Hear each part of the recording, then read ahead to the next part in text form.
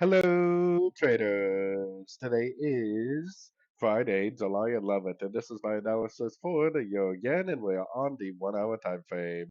So, if you've been keeping up with my videos, ever since we broke structure to the downside, I've been saying that this is most likely going to end up being a pullback to the last impulsive wave up because the daily, weekly, and monthly is still in an uptrend and it has not reached my target yet. And then what happened? It made one wave down, three waves up, one wave down, Fibonacci bounce, and golfing move to the upside. Pitch a perfect entry to go long.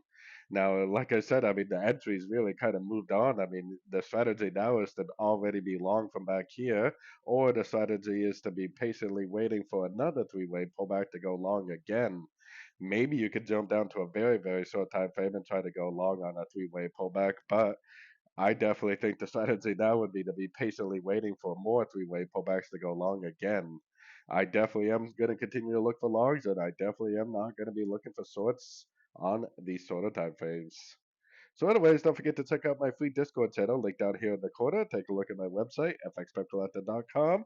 And as always, thank you for watching and happy trading.